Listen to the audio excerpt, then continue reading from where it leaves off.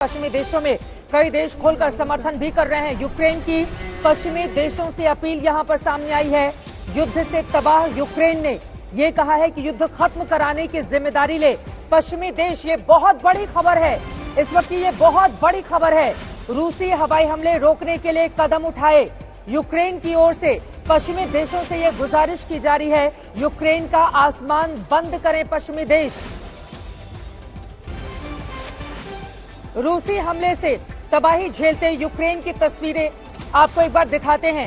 Ukraine की ओर से किस तरह से तबाही का वीडियो जारी किया गया है, उस वीडियो को आप देखिए और आप इस बात को समझिए कि एक हंसता खेलता देश इस वक्त कैसे दम तोड़ता हुआ दिखाई दे रहा है।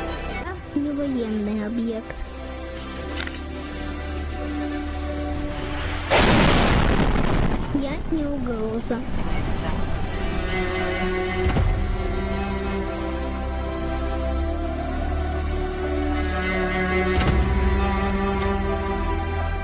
Я не цель.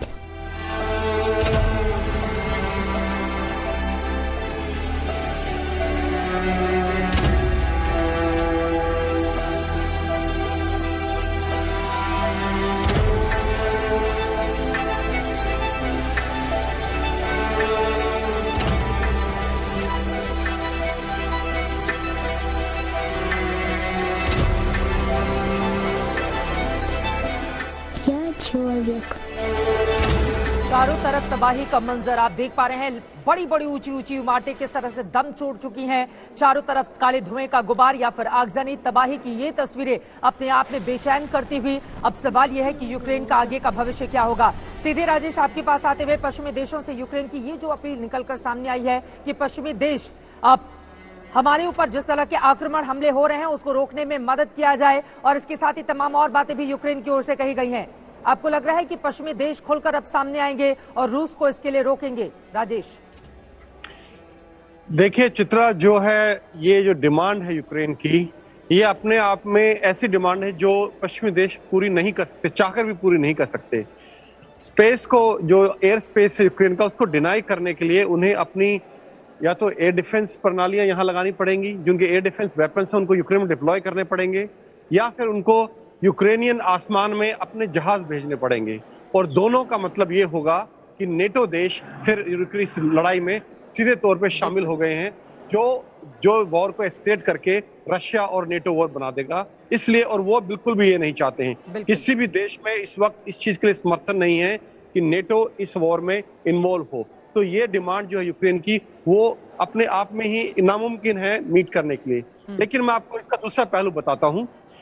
जितना पुतिन पर प्रेशर डाल रहे हैं, ये नहीं डालेगा, इसके बाइडेन के ऊपर प्रेशर ज्यादा पड़ रहा है।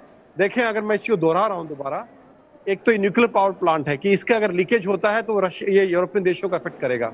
दूसरा, oil and gas prices Europe में इस वक्त दुगने हो चुके हैं, जर्मनी और फ्रांस में, जो उनकी अर्थव्यवस्था पे बहुत बड़ा प्रभाव डाल रहे हैं। तीसरा, इस वक्त कल जो राष्ट्रपति मैक्रोन ने बोला है पुतिन से बात करके, फ्रांस के राष्ट्रपति ने, उन्होंने कहा है कि जो हम सैंक्शंस लगा रहे हैं रूस के ऊपर, उसका फ्रांस की अर्थव्यवस्था पे बहुत बुरा प्रभाव पड़ेगा। ये सब फैक्टर्स ऐसे हैं जो आप देखें, जिससे यूरोपियन देश अब समझ रहे हैं कि उनकी तबाही होने वाली है, अमेरिका का कुछ नहीं होगा।